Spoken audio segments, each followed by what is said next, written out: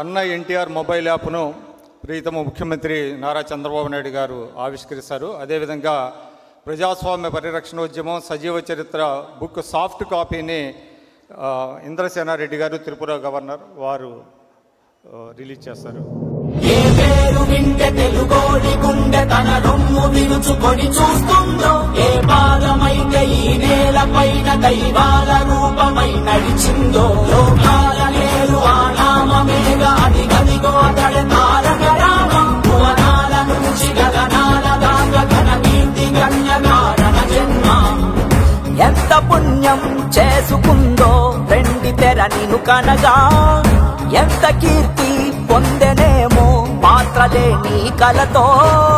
రఘుకుల రాముడు నీవే, గోకుల కృష్ణుడు నీవే, హరుడు శ్రీహరుడు అన్నీ నీవేగా. సూర్య చంద్రాదుల తేజం విశ్వవిఖ్యాతుని రూపం, అన్నిటా తానై నిండిన ఆకాశం. ఏ పేరు వింటే తెలుగోడి గుండె తన రొమ్ము విరుచుకొని చూస్తుందో, ఏ పాదమైతే ఈ నేల పైన దైవాల రూపమై నడిచిందో, లోకాల నేరు ఆ నామమేగా అది గదిగో అతడి తారక రామం. భువనాల నుంచి గగనాల దాకా ఘన కీర్తి గణ్య కారణ జన్మ. ధన్యవాదాలు. ఇప్పుడు క్లుప్తంగా పుస్తక పరిచయం.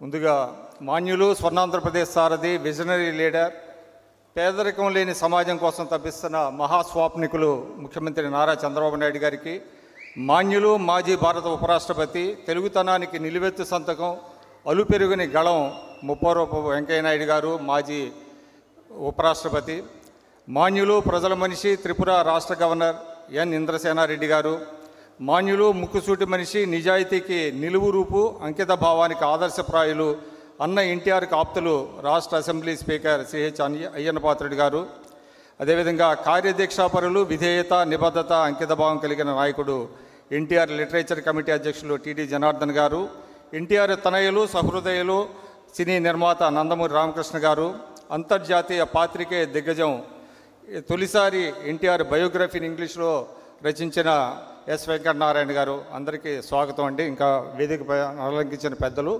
ముందుగా ఈ పుస్తకాన్ని ఎందుకు రాయటం జరిగింది అని అంటే, యాక్చువల్లీ ఇవాళ సెప్టెంబర్ 16 అంటే ప్రజాస్వామ్య పరిరక్షణ దినం. ఆ రోజునే ఎన్టీ రామారావు గారు తిరిగి ముఖ్యమంత్రి స్థానాన్ని అలంకరించారు. అంటే ఆగస్టు 16, 1984 ఒక విషాద దినం. ఎందుకంటే ఆ రోజు మెజారిటీ బలం ఉన్నప్పటికీ కూడా ఎన్టీ రామారావు గారిని ఒక్క నోటి మాటతో గవర్నర్ ఆయన్ని పదవీచ్యుతులను చేశారు, బర్తరఫ్ చేశారు, ఆయన ప్రభుత్వాన్ని అరెస్ట్ చేయించారు. ఆ సమయంలో ఎన్టీ రామారావు గారు ఆపరేషన్ చేయించుకొని అమెరికా నుంచి తిరిగి వచ్చారు.